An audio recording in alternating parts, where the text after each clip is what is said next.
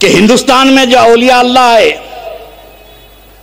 یہ غلط فہمی کا شکار ہے R S S, B J P, Bajrang Dal. وہ سمجھتے ہیں کہ ہندوستان کے راجاؤں سے، بادشاہوں سے، بابر سے، اکبر سے، شاہجہاں سے ہمارے کو کوئی انٹرسٹ ہے. کس کو دلچسپی ہے بھائی؟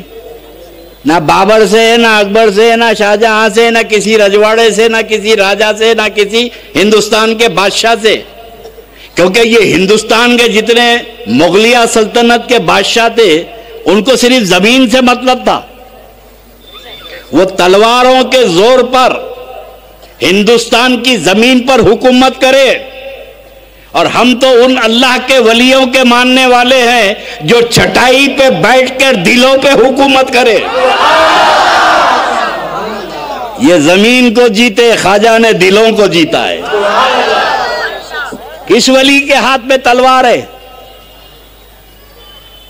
بابا شرف الدین صاحب 700 سال پہلے آئے، فوج لے کر آئے تھے، ہاتھ میں تلوار تھی. یوسف شریف صاحب کے ہاتھ میں تلوار تھی، بندہ نواز کے ہاتھ میں تلوار تھی. کسی اللہ کے ولی کے ہاتھ میں. آج سے 30 سال پہلے جو میں بولا تھا G20 میں مودی صاحب کو بھی وہی بولنا پڑا. 30 سال پہلے میاں تیرے پاس کیسٹ ہے نا میری؟ ہاں، وہ اٹھا کے کلپ نکالو. 30 سال پہلے میں نے تقریروں میں کہا تھا کہ ہندوستان میں اگر غداروں کو ڈھونڈنا ہے، ملک میں دہشت پسندوں کو ڈھونڈنا ہے، یہ ملک میں نفرتوں کا بازار گرم کرنے والوں کو ڈھونڈنا ہے، تو اسے تم خواجہ کے چوکٹ پہ مت ڈھونڈنا، یوسف شریف صاحب کے آستانے پہ مت ڈھونڈنا، بابا شرف الدین کے پاس مت ڈھونڈنا، بندہ نواز کے پاس مت ڈھونڈنا. ارے جو ان کے در کو چھوڑا وہی ملک کا غدار ہے.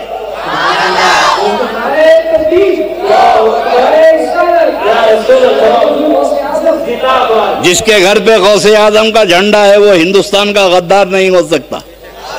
بھئی جھنڈا گاڑنا اس بات کی دلیل ہے جانا کہیں نہیں ہے، رہنا یہی ہے.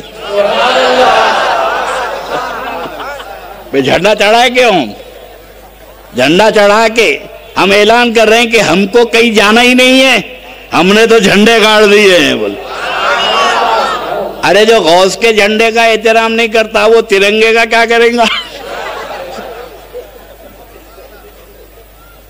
تو یہ اولیاء اللہ کا مشن آپ کو قومی یکجہتی. اور ایک چیز بتا دو کہ مودی صاحب نے کہا کہ اگر صوفی ازم کو تھامتے تو بندوق نہیں پکڑتے. G20 کانفرنس میں بولے انہوں جو بہت پہلے میں بولا صوفیہ کی تعلیمات پہ عمل کرنا چاہیے. ادھر تو G20 کانفرنس میں بول رہے ہیں صوفیہ کی تعلیمات پہ عمل کرنا چاہیے. پھر تبلیغی جماعت کو 20 کروڑ روپے پہنچا دیے جو صوفیوں کے باغی ہیں، جو درگاہوں کو جانے کے لیے نسلوں کو روکتے ہیں.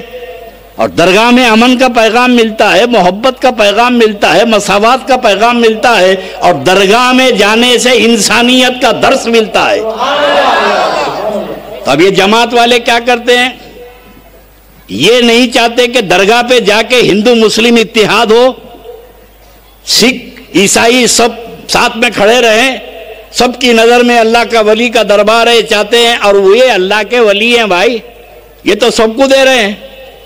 اور آپ کو ایک بات بتا دوں، ہندوستان کے جتنے ہندو ہیں، آپ دیہاتوں میں گاؤں میں جائیے، نماز پڑھ کے آپ نکلنے کے بعد غیر مسلم بچہ بیمار ہوا تو دواخانے کو بعد میں لے جاتے، مسجد کی سیڑھیوں پہ پہلے لاتے. لائن سے لے کے کھڑے ہوئے ہیں، اور آپ جیسے شریف لوگ بھی پڑھ کے پھونکتے، اور کچھ کمینے بھی رہتے، نظر کہیں رہتی پھونکتے کہیں، مگر وہ آنے والی اسی عقیدت سے کھڑے رہتی ہے. تمہاری ہماری پھونک سے صحیح ہوتا ہے، لیکن یہ بھی ایک فیکٹ ہے کہ بچہ بیمار ہونے سے آنے کے بعد وہ دواخانے کو بعد میں جاتا ہے، مسجد کی سیڑھی پہ پہلے آتا ہے. یہ بزرگوں کی حکمت ہے. ارے جس کو مسجد میں لانا تھا لا چکے، اور جس کو نہیں لا سکے اس کو سیڑھیوں تک پہنچا دیے. یہ اسلام تو حکمتوں سے پھیلا ہے. اسلام حکمتوں سے پھیلا ہے. بزرگان دین کی دور اندیشی تھی. اور ایک بات اور بتا دوں، یہ جتنے ہندو مسجدوں میں آ کے لوگوں سے پڑھوا کے پھکاتے ہیں، اسی گاؤں میں تبلیغی جماعت وہابی کی مسجد ہوتی، وہاں نہیں جاتے. کسی بدعقیدہ کی مسجد کے بعد جا کے پڑھا کے نہیں پھکاتے. ہندوستان کے ہندوؤں کو بھی معلوم ہے کہ اللہ ان کی دعا قبول نہیں کرتا ہے.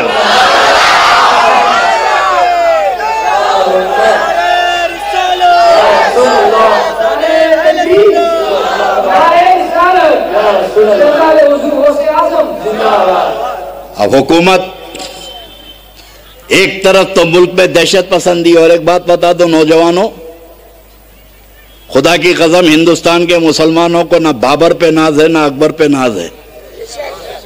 یہ ہندوستان کے بادشاہ تلواروں پہ حکومت